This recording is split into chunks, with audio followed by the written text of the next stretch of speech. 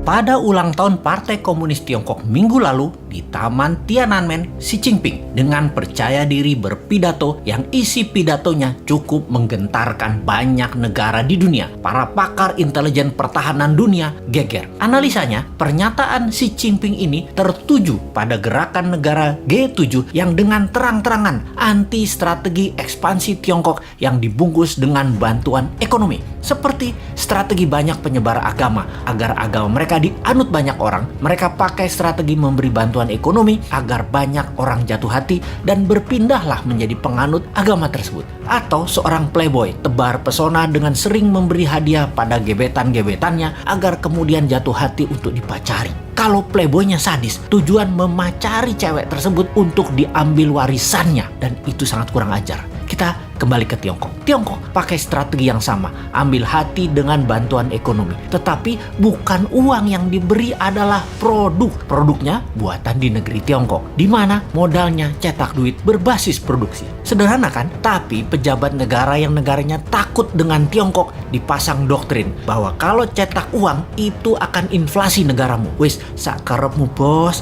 Ingat, jabatan ada batasnya, ilmu juga ada batasnya. Hanya kebodohan yang ada batasnya. Nanti New Mind pakai strategi sama, memberi. Kalau sekarang kita lanjut dengan G7 yang anti strategi Tiongkok dan akan mempunyai program B3W yang menyediakan anggaran 10 kali anggaran Tiongkok ekspansi ke luar negeri. Kalau New Mind jadi, kita nggak pakai keduanya, kita main sendiri. Wis, pinter kalau urusan dalam negerinya. Ke luar negerinya, kedua pihak G7 dan Tiongkok kita mainkan. Lalu Xi Jinping mengatakan akan melakukan 3 hal. Memenggal kepala negara yang melawan dan membuli dan membuat masalah dengan Tiongkok. Tiongkok akan membangun 100 silo. Silo adalah tempat peluncuran nuklir warhead roket. Kemudian akan mengambil secara utuh kembali, yaitu Taiwan, Macau, dan Hong Kong. Ini agresi militer niatnya. Biden, pemimpin Amerika, gemetar. Dan Biden mengajak Tiongkok, Rusia, dan Amerika untuk membuat pertemuan 3 negara. Di sini, perebutan global power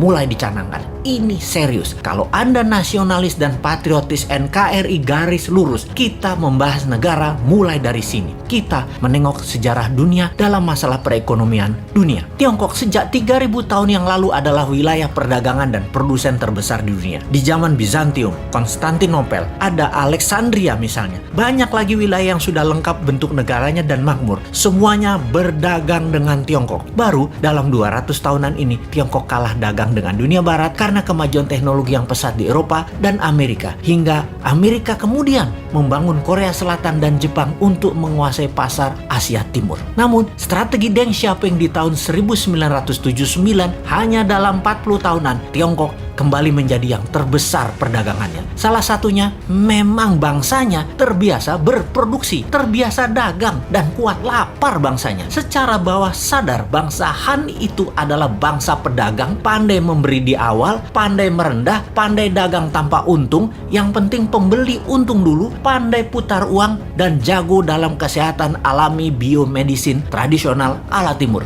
Secara ekonomi dan kesehatan memang di nomor 1 dan 2 kan, baru makanan. Mereka itu jago makan. Makanan mereka enak-enak. Secara dasar kehidupan, pola pikir bawah sadar mereka ya happy-happy dan kerja keras. Work hard, play hard. Jangan kayak di negara tetangga, banyak yang work soft, no play. Ai mate dah lu.